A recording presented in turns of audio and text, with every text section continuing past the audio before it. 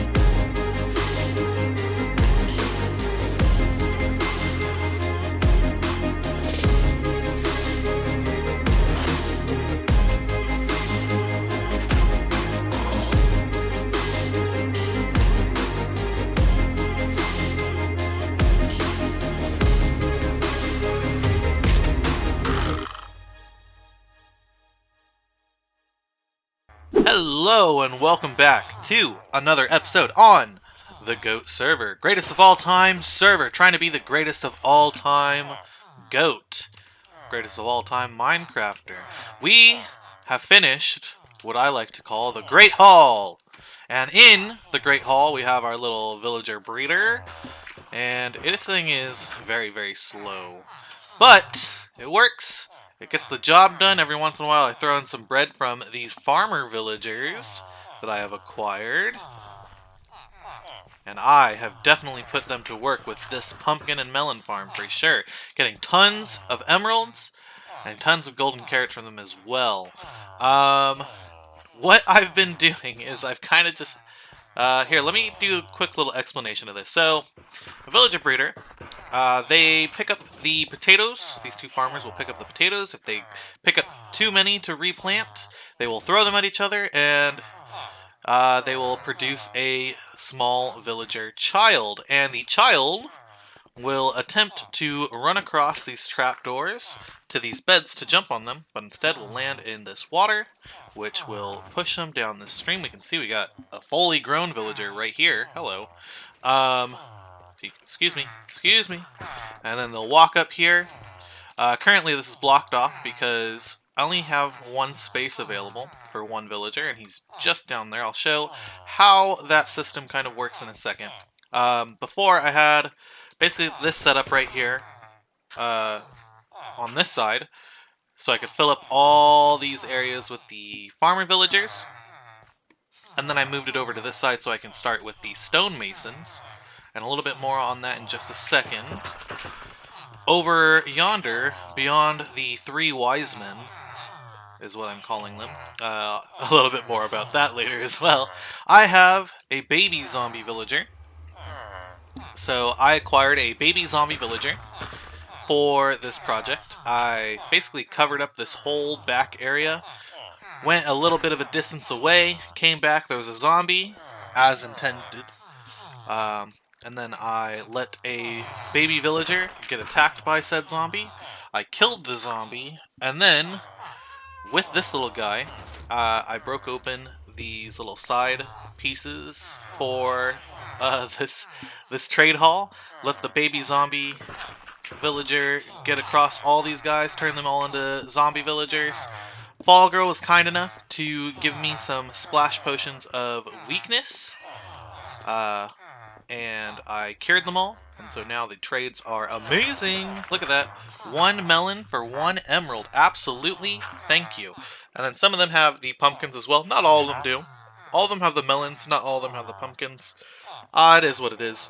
But basically, we can convert, I believe it's up to 12 pumpkins into 12 emeralds. So that is really, really good for us to acquire these emeralds a little bit faster than what we were doing before. And you know, our farm is just really taking off. It is producing way more than I need. And in fact, a couple times I've turned on the bone meal production because we just had way too many. If we check this right now, already having a couple stacks of watermelons, but if we check in here, we are piling up with some bone meal that eventually I'll probably turn into some bone blocks to make some cool features with that. Same thing with the pumpkins. Getting a ton of bone meal from that as well. The carrot farm haven't even been really using because originally I was using it for the farmers. Don't really need that too much anymore for these guys. But, okay, the stonemasons. Ooh, these guys have been the bane of my existence. What am I using the stonemasons for, you might be asking? Well, I am trying to get all 16, that's right, all 16 non-glazed terracotta colors. So right here we have light gray and red. We have, in this one, nothing right now. I'll explain in a second. We have orange and lime. We have cyan and purple. We have light blue and magenta, and so on and so forth. The only two we are missing is the regular green and the white unglazed terracotta. And that's what this guy is for. He's supposed to give us that set of trades. However, I keep getting combinations of glazed and, you know, sometimes one of the terracotta colors I need, or it'll be a mix match of some terracotta colors I already have for masons. I only have 8 slots here. So I need this villager or this slot to have green and white. This has been a very tedious process. In fact, this took me at least 4 days to get most of these villagers in and having those trades. And one of them, very kindly, Gort, donated to me because I saw he had one that had blue and black terracotta, and that was one of the trades that I needed. And I had been working on it for 3 days at that point, and he was kind enough to actually give me this mason. So, Gort, thank you very much. It's highly appreciated. Now, as for this last one, though, I haven't been able to get a green and white terracotta mason. And so every time I do this, I have to trade up. So grab a bunch of bricks. And I've had so many trades with bricks that I am now burning them. I have so many sets of bricks. Chiseled stone bricks, I've actually been saving in here. Because we got a project we're going to use for this, for sure. But then sometimes we run into this where he's asking for granite or diorite or andesite, and I don't have any of that on me right now, so I have to wait until he restocks the chiseled stone bricks. Sometimes, though, when I'm lucky, they will have... Where is it?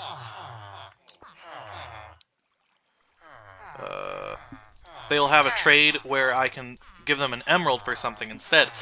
So like this guy, he has, instead of granite and diorite or granite and andesite, he has granite and the emerald for the polished diorite. So that's very useful. But every single time we have to do this, I have to, first of all, get a villager into the slot, have him convert, and then level up his trades until we get to this stage right here, and hope and have my fingers crossed that he has the terracotta that we need. And so far, we have not been very lucky about that. So that's kind of been a problem. So that's why this is blocked off, so we only get one villager in there at a time. We have a couple down here now, which is good. And it'll help us speed up the process a little bit. Now, these three wise men, as I called them, you may have noticed them a couple times as I've walked around.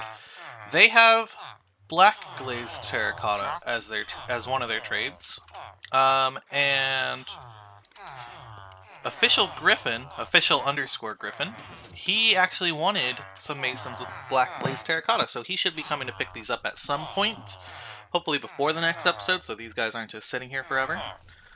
But hopefully you can get them soon. Speaking of official _Griffin, though, he is actually the sponsor for today's episode. He has supported me on Patreon, which is I'm very, very thankful for. Thank you so much. This is actually really cool. You are my first patron, so this is like really, really amazing. Thank you so much, Griff. Very much appreciative. Speaking of which, though, I will take this time early in the episode to remind you guys, if you're not already subscribed, please consider subscribing, clicking that notification bell to get notified when I upload a video. If you're not following already, please consider following me on Twitter, Instagram, and supporting me on Patreon, all at Curtis Does a Dig. That would mean so very much to me. If you're not following already, please consider following my Twitch as well, at Curtis Does a Dig. I stream every Monday, Tuesday from 5 p.m. to 7 p.m. and every Saturday and Sunday from 2 p.m. to 4 p.m. all Pacific Standard Time. But anyway, guys, this is my main hall. Got a trapdoor open. Didn't even notice that. It's looking really, really good. I might change up some stuff. So while I wait for, this guy to potentially, or like this slot to potentially get a green and white terracotta mason, eventually this 2 rows on the side right here, so where this bed is, and where this empty space is, we're going to probably put in some clerics. We get a lot of gold from our gold farm that, I just don't have anything to do with just yet. So I'm going to trade it with the clerics to hopefully get some more emeralds with, and then the clerics will also potentially have the bottles of enchanting, which I really want to acquire a ton of. But yeah, that's where we are right now. You also may have noticed that I am wearing diamond gear, not my netherite gear. And my shield is no longer enchanted. That's because I just did a stream yesterday where I went end raiding with Gort and Future Force, and it didn't go well. I died and lost all my stuff. It despawned. So, kind of sucks, but, it is what it is. Now, because of the whole stonemason situation, we actually did acquire a lot of chiseled stone bricks, and I've been thinking, what do I want to do with these things? And I actually have an idea, but it's kind of going to be a long process to set up. In fact, I'm going to have to go all over the server to do it. So I think the first one could actually go close to our base. Let's actually throw it down right here. And I'm not sure how big I want it to be, but it's basically just going to be a stone spire.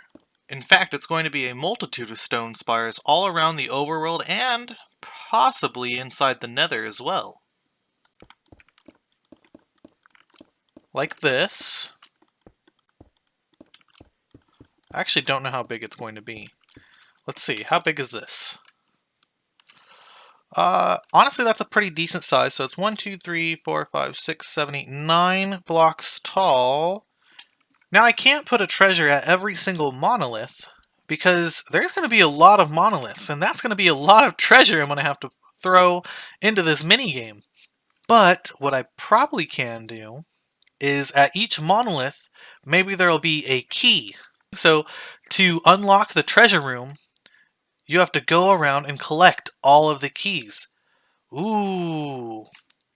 Now there's an idea. Okay, so I'm going to put these all around the server. And for each of these, I'll include one key. Maybe I'll put it in like a chest. So let's go ahead and make a ton of these monoliths, and then we'll see where we are from there.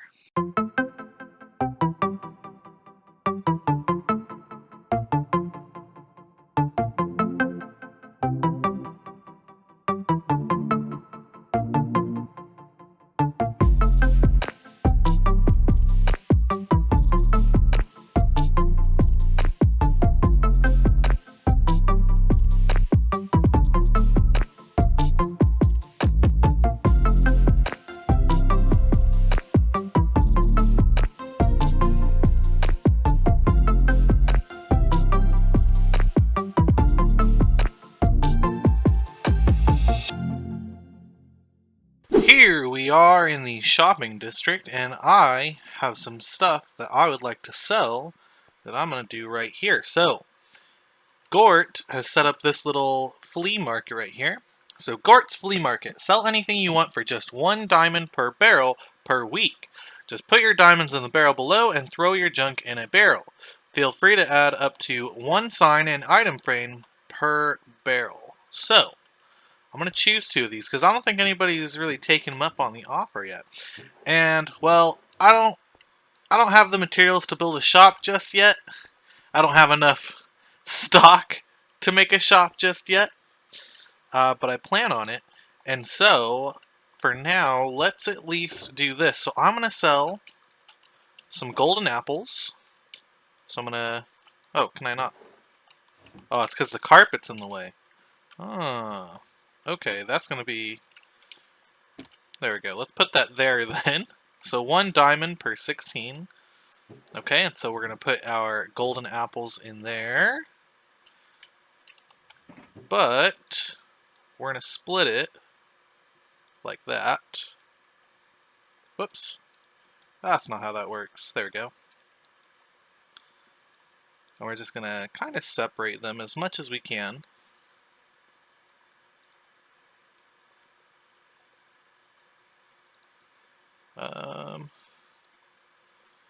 Like that. Perfect. And we actually have a lot more golden apples than I thought we were going to have. But I guess this will work. The other thing I was planning on selling was golden carrots. And that was going to be 1 diamond for 2 stacks. And I have quite a bit right here. Let's see, we have 1, 2, 3, 4, 5, 6, 7, 8, 9, 10, 11, 12. So we have 12 stacks of golden carrots. Let's make them look a little bit prettier. Maybe? There we go. I guess that works. So 2 stacks of golden carrots for 1 diamond. I believe that's how much McDonald's was selling them for. Currently they're out of stock. It hasn't been restocked for a while. So I'm going to start selling some golden carrots.